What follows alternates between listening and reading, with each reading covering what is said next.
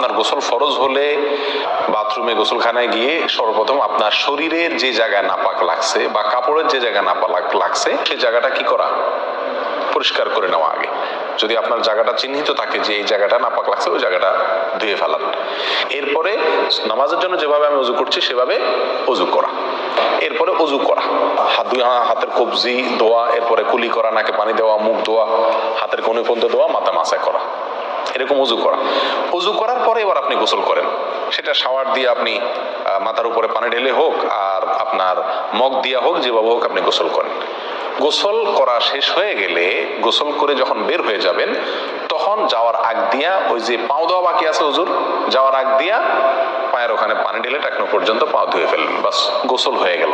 এই ভিতরে আপনার শরীরের প্রতিটি অঙ্গের প্রতিটি জায়গায় পানি পৌঁছানোর চেষ্টা করতে হবে। প্রকাশ্য অঙ্গ যেগুলো, নাভির প্যাচ থেকে নিয়ে, বগলের নিচ থেকে নিয়ে, আঙ্গুলের চিপা থেকে নিয়ে, প্রত্যেকটা জায়গায় যেন পানি যায়, সেজন্য সেখানে পানি পৌঁছানোর চেষ্টা করতে হবে। ডলার দরকার হলে ডলবে, যেভাবে ওখানে পানি পৌঁছাতে হবে। কানের প্যাঁচের ভিতরে, একেবারে গভীরে না, প্যাঁচগুলোর ভিতরে যেন পানি যায়, সেদিকগুলো খেয়াল রাখতে হবে। কোনো একটি জায়গা যদি শুকনা থাকে তাহলে কি হবে না, ফরজ গোসল হবে না।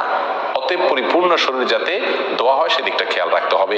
নেল পালিশ ইত্যাদি বা কোনো রং টং ইত্যাদির কারণে যদি কোনো আবরণ থাকে শরীরের উপরে, তাহলে সেগুলো সরা নিতে হবে, তা না হলে কি হবে না, ফরজ গোসল আদায় হবে না।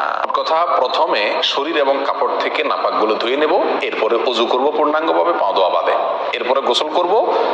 আর বের হওয়ার সময় দোনো পাও টাকনো পর্যন্ত ধুয়ে তারপর বের হয়ে যাব। এই গোসলের সাথে আমার ওযু হয়ে গেল। এই গোসলের পরে আর কি করার দরকার নাই, ওযু করার দরকার নাই। অনেকেই গোসলের পরে ওযু করেন, এটা কোনো প্রয়োজন নাই। তবে কেউ যদি গোসল করা অবস্থায় তার পেশাব চলে আসে, অনেকে আছে পানির স্পর্শ লাগলে পেশাব বেশি আসে, তো গোসল করা অবস্থায় যদি তিনি পেশাব করে দেন বা ওযু ভঙ্গের কোনো কারণ তার ভিতরে আসে, তার বায়ু ছাড়লেন, তাহলে তো সেক্ষেত্রে ওযু যেটা শুরুতে করছিল ওটুকু তো আর নাই।